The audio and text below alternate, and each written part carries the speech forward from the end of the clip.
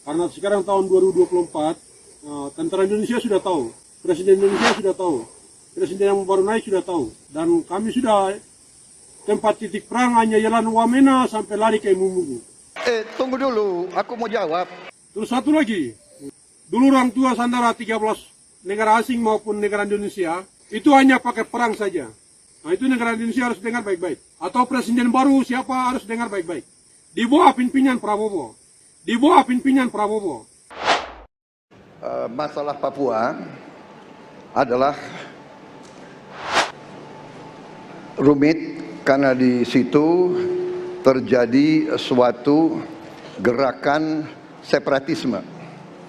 Dan gerakan separatisme ini kita sudah ikuti cukup lama. Kita melihat ada campur tangan asing di situ. Dan kita melihat bahwa kekuatan-kekuatan tertentu selalu ingin Indonesia disintegrasi dan pecah.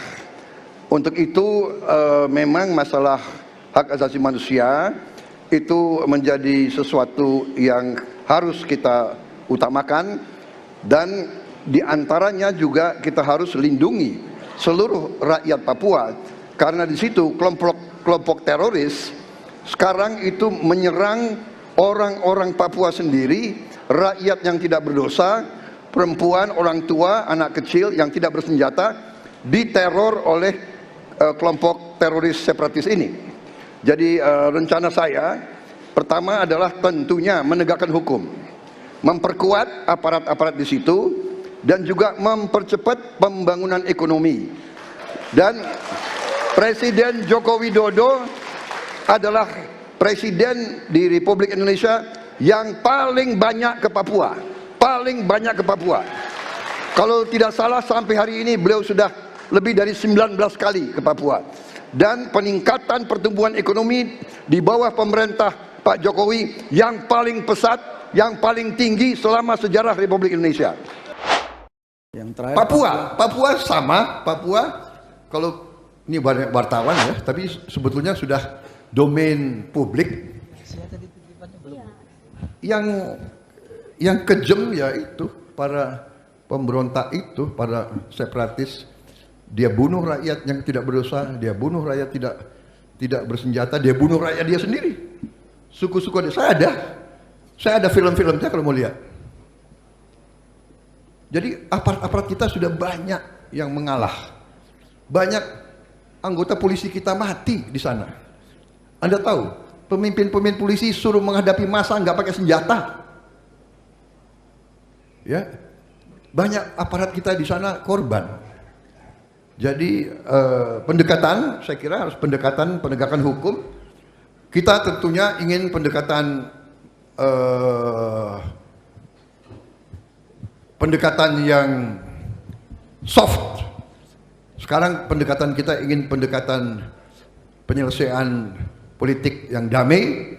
Kita usulkan ke mereka, silakan tutup buku, tanggalkan senjatamu, kembali ke masyarakat, amnesti kalau perlu. Ini haknya presiden ya, saya belum presiden jadi nggak boleh janji amnesti.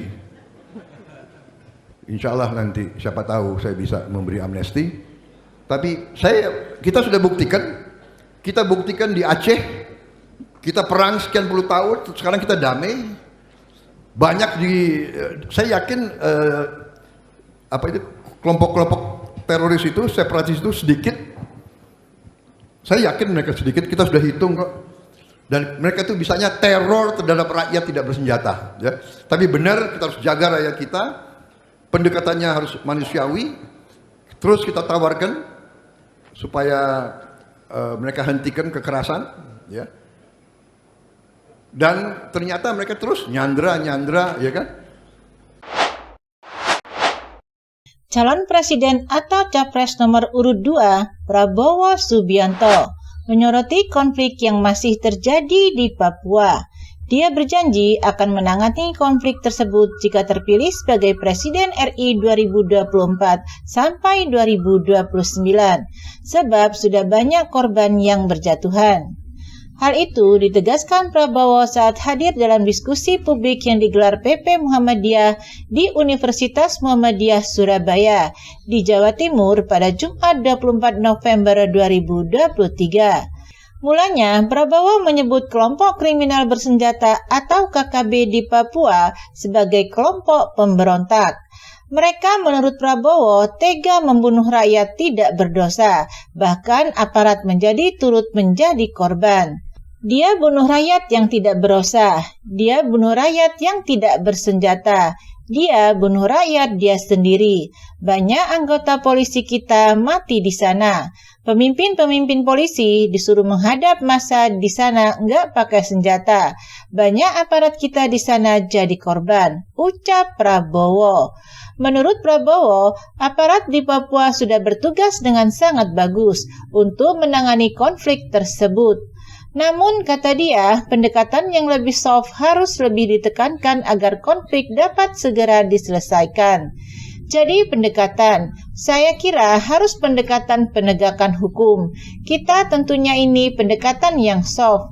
Sekarang kita ingin pendekatan penyelesaian politik yang ramai, ucapnya. Kita usulkan ke mereka, silakan tutup buku, tanggalkan senjatamu, kembali ke masyarakat. Amnesti kalau perlu, ini haknya presiden ya, saya belum jadi presiden jadi nggak boleh janji. Insya Allah nanti siapa tahu saya bisa berikan amnesti, sambung Prabowo. Lebih lanjut, Prabowo menekankan, pendekatan soft approach ini penting dilakukan untuk menuntaskan konflik di daerah. Hal ini dibuktikan dari konflik yang terjadi di Aceh. Kita sudah buktikan di Aceh, kita perang sekian puluh tahun, sekarang kita damai. Saya yakin kelompok-kelompok teroris separatis itu sedikit. Saya yakin mereka sedikit, kita sudah hitung kok. Mereka bisanya teror terhadap rakyat yang tidak bersenjata. Kita harus jaga rakyat kita. Pendekatannya harus manusiawi. Terus kita tawarkan supaya mereka menghentikan kekerasan, pungkas Prabowo. Seperti diketahui, calon presiden atau capres nomor urut 2 Prabowo Subianto menyebut konflik di Papua rumit karena adanya gerakan separatisme dan campur tangan asing. Hal ini disampaikan Prabowo ketika menjawab pertanyaan mengenai konflik di Papua dalam debat capres pada Selasa 12 Januari 2024. Masalah Papua adalah rumit karena di situ terjadi suatu gerakan separatisme. Gerakan separatisme ini sudah kita ikuti cukup lama. Kita melihat ada campur tangan asing, kata Prabowo. Prabowo menyebut terdapat kekuatan tertentu yang mendaki supaya Indonesia mengalami disintegrasi dan perpecahan.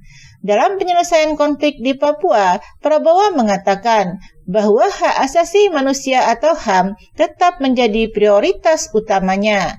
Menurutnya, rakyat Papua asli yang diacap kali ini menjadi korban kekerasan dari kelompok separatis harus dilindungi. Selama ini, kata dia, kelompok separatis tersebut kerap menyerang rakyat Papua yang tidak berdosa, mulai dari perempuan, orang tua, hingga anak kecil yang tidak bersenjata. Oleh karena itu, Prabowo memastikan akan memperkuat aparat dan pembangunan ekonomi guna menyelesaikan permasalahan di Papua.